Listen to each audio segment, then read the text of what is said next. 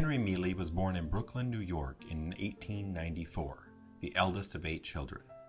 His parents immigrated from Italy about 10 years earlier, looking for a new life in the United States. After graduating from high school, he secured a position as secretary to the general manager of Thomas Cook & Son Travel Agency. Mr. Miele was an effective salesman and especially gifted at freeing up steamship berths for clients traveling to and from Europe.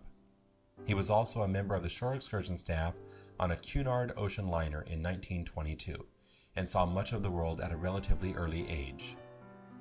In the late 1920s, the Miele family moved to Los Angeles. The Thomas Cook general manager wired the Los Angeles office to secure a position for Henry so he could continue working for the company after the move. Henry worked for the Thomas Cook branch in Los Angeles, then became an independent travel agent, and even sold beach club memberships during the time when this was a very profitable occupation. In 1930, he founded Henry Miele Travel. While escorting a group of teachers on the Dollar Line, the predecessor to American President Lines, he met a fellow cruiser named Muriel. The two were married 4 weeks later in Honolulu, a story that would be a good candidate for the Love Boat television show, if only it were still running. His advertisements in the Los Angeles School Journal ensured a continued teacher patronage for his travel agency. According to his son Peter, Mr. Miele often told the story of how he and another agent founded the Travel Agents Guild of Southern California in the 1930s.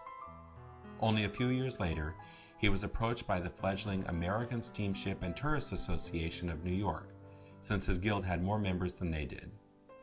Nevertheless, both organizations joined forces, and Henry was second vice president of National ASTA from 1941 to 1942.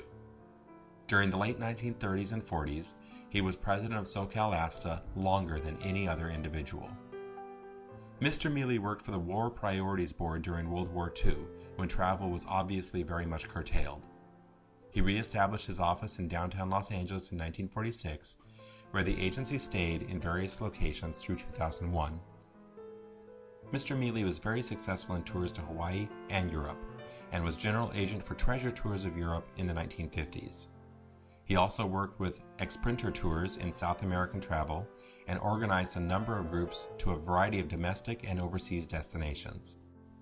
Mr. Miele wrote many articles for travel magazines, including Travel Agent and Travel Trade, about the value of the travel agent and the various difficulties agents had with principal suppliers regarding representation and commissions.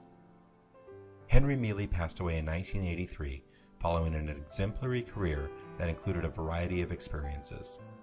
His legacy lives on through his son Peter, who now runs Henry Miele Travel, following in his father's footsteps and doing his part to help train future agents in the demanding but fascinating industry his father loved so much.